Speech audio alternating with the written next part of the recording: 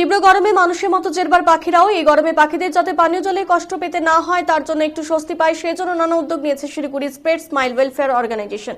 এবার এই গরমে পাখিদের পাশে দাঁড়িয়েছেন সংস্থার সদস্য সহ স্থানীয় বাসিন্দারা। তীব্র গরমের জন্য কোথাও কোথাও দেখা গেছে ছাদে রাখা হয়েছে পাখিদের স্নানের জন্য বড় পাত্রে জল, আবার কোথাও পাখিদের বিশ্রামের জন্য তৈরি করা হয়েছে কৃত্রিম বাসা।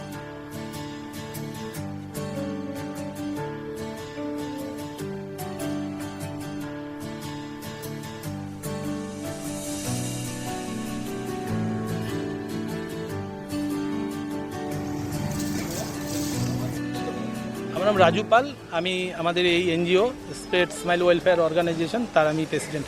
আজকে যে উদ্যোগটা আপনারা নিয়েছেন তার পেছনে কারণটা কি? অ্যাকচুয়ালি এই পাখিগুলো যেমন কোভিডের আগে যেমন শালিক পাখি, চড়ুই পাখি, এসব পাখি কিন্তু আমরা সমাজে কিন্তু সেভাবে দেখা যেত না। তো কোভিডে যখন 2 বছর কোনো গাড়ি টাড়ি চলতো না, যেহেতু শান্ত পরিবেশ ছিল, সেজন্য কিন্তু পাখিগুলো কিন্তু আবার এই 2 বছরের মধ্যে কিন্তু আবার পাখিগুলো কিন্তু ফিরে এসেছে আমাদের সমাজে। যখন পাখিগুলোকে আমি দেখি এখন, সত্যি কথা পাখি দেখলে পরে মন থেকে আমার খুব ভালো লাগে যে এই পাখিগুলোকে আমরা আবার দেখতে পাচ্ছি।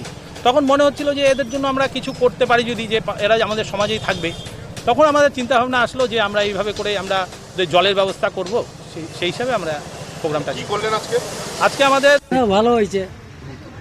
এই সমস্ত কাজেই তো করতে হয় মানুষের, পাখির জল খাওয়ানো, গাছ লাগানো, এই সমস্তই তো খুব ভালো হয়েছে। দেখভালের দায়িত্বটা কি? দেখভালের দায়িত্ব এখন ওরা কি ডিসিশন নেয়, ওরা কি বুঝবে। ওনারা তো বলছেন আশেপাশে 2-4টা যে একটু টাইম পাবো দিয়ে দিব, কোনো ব্যাপার না। আপনার নাম? আমার নাম রাজা বসা হয়ে গেল। আপনি কি করেন? আমি বিজনেসম্যান। আজকে যে ওই গাছে গাছে গামলাতে জল রাখা হচ্ছে, পাখিরা তৃষ্ণার্ত পাখিরা জল খেতে পারে, আপনি এই বিষয়টাকে কিভাবে দেখছেন? এটা খুব সুন্দর কাজ হচ্ছে। এটা মানুষের ব্যস্ততার মধ্যেও তার একটা মূল্যবান সময় দিচ্ছে এই প্রাকৃতিক সৌন্দর্য করার জন্য। এটা খুব সুন্দর কাজ হচ্ছে।